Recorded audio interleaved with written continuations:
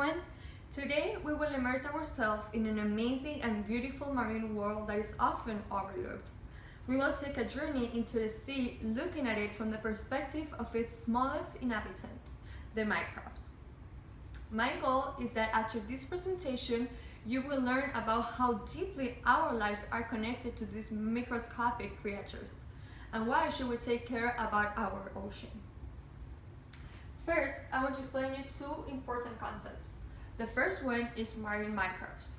These are tiny single-cell organisms that live in the ocean and account for more of the 98% of the mass biomass. The second one are coral reefs.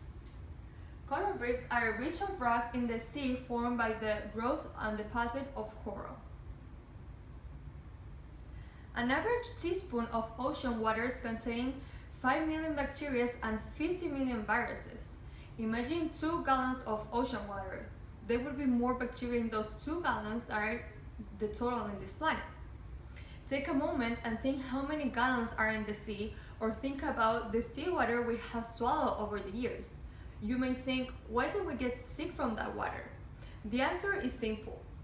Most marine microbes act for us, not against us. Marine microbes provide half of the oxygen we breathe. Most people think that trees are the responsible for our oxygen. The truth is that trees give us a quarter of the oxygen we breathe. Another quarter comes from microalgae, and 50% of that from the microbes. Our relationship with the ocean depends on the right balance of microbes. The saying that you are what you eat applies to the ocean microbes as well. Here we have an example from Melissa Garren, sampling seawater. On the left, we can see a clean coral reef, and on the right, a nearly dead coral reef that has a very intense fish farming operations in the water. We can see the huge difference between those pictures.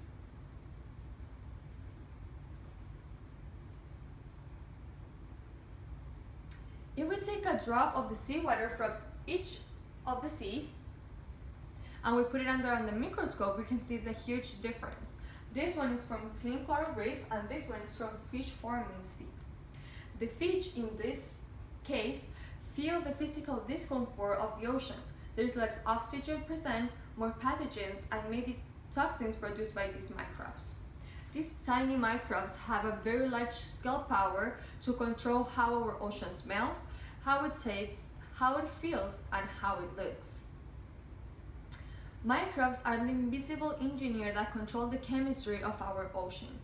That's why creatures can live there, whether or not it's safe for us to swim there, and all of the other characteristics we sense with our eyes, nose, and taste buds.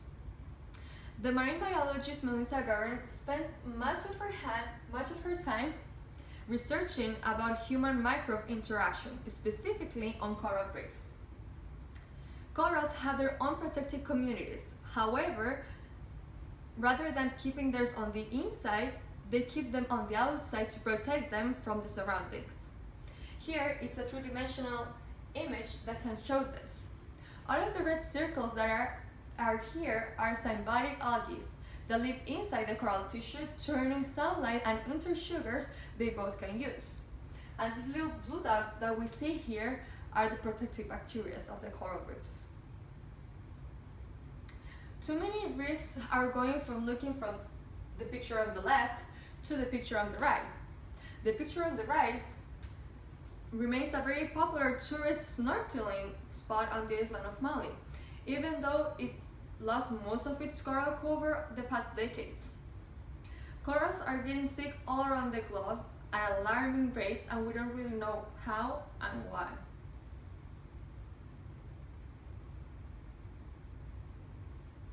We have an incredibly important relationship with these marine microbes that have very large scale consequences, and we're just barely beginning to understand what relationship looks like and how it may be changing.